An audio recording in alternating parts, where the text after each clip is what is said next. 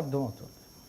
Sir sir ఏంటి సుప్రీంకోర్టులో AP ప్రభుత్వం అదనపు అఫిడవిట్ వైఎస్ వివేక హత్య కేసును తప్పుతో పట్టించేందుకు ఎంపీ అవినాష్ రెడ్డి సునీత నర్రెడ్డిని ఇరికించారని అఫిడవిట్. దీన్ని ఎలా చూడాలి సార్? మళ్ళీ వివేకాది వివేకానంద రెడ్డి ఈ విషయంలో మటుకు ఈ ఎన్డీఏ టీడీపీ ప్రభుత్వంలో కూటమి ప్రభుత్వంలో ముఖ్యమైన వాళ్ళతో మాట్లాడుతుంటే అవినాష్ రెడ్డిని వచ్చే వారం తప్పకుండా అరెస్ట్ చేస్తాము, అవినాష్ రెడ్డిని మటుకు వదిలిపెట్టేది లేదు. అవినాష్ రెడ్డి మీద చేయడానికి ఇంతకుముందు తెలంగాణ హైకోర్టులో సుప్రీంకోర్టులో రకరకాల కేసులు మెలికలు ఉత్తర్వులు వచ్చాయి, దాంతో అది జాప్యం అయింది.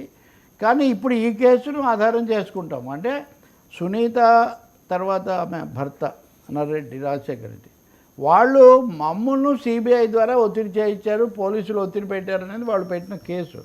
ఇది అప్పుడు వివేక పిఏగా పనిచేసిన కృష్ణారెడ్డి మీద కూడా వాళ్ళ ఆరోపణ. ఇది తెలంగాణ హైకోర్టులో దాన్ని తీసుకోలేదు, అందుకని వాళ్ళు సుప్రీంకోర్టుకి వెళ్ళారు. సో సుప్రీంకోర్టులో మారిన ప్రభుత్వం కొత్త అఫిడవిట్ వేసింది.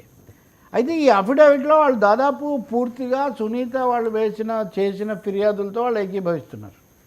అప్పుడు రామ్ సింగ్ అని సిబిఐ డైరెక్టర్ ఒక ఆయన ఉండేవాడు, ఆయన మీద కూడా పెట్టి వీళ్ళు ఒత్తిడి తెచ్చారని. మరి కోర్టు ముందున దాంట్లో ప్రభుత్వం యొక్క అఫిడవిట్ అక్కడ ఏం జరుగుతుందన్నది కోర్టే నిర్ణయిస్తుంది. కానీ మాకు ఫిర్యాదు వచ్చింది అన్న దాంతో రాష్ట్రంలో పోలీసులు చేయొచ్చు.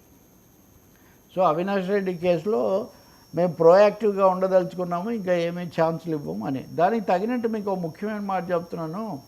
నిన్న కలెక్టర్ల సమావేశంలో మాట్లాడిన ముఖ్యమంత్రి చంద్రబాబు నాయుడు వివేక హత్య కేసును ఒక కేస్ స్టడీగా తీసుకోవాలన్నారు. ఇంతవరకు వాస్తవంగా రాజకీయాల్లో హత్య కేసులను కేస్ స్టడీగా తీసుకోవడం జరగదు. కానీ బట్ ఆ వర్డింగ్ తెలుగుదేశం పార్టీ ఎంత కీలకంగా తీసుకుంటుంది అనేది దీన్ని బట్టి తెలుస్తుంది. మేబీ నెక్స్ట్ అరెస్టు తప్పకుండా అవినాష్ రెడ్డి కోసం ఉండేటట్టుగా ఉంది. దానికి తగినట్టే జగన్ కూడా మొన్న పులివెందులకు వెళ్ళారు, ఆ పర్యటన అనండి, అప్పుడు కూడా అవినాష్ రెడ్డి పక్కనే ఉన్నారు. ఇవన్నీ కూడా జరుగుతున్నాయి.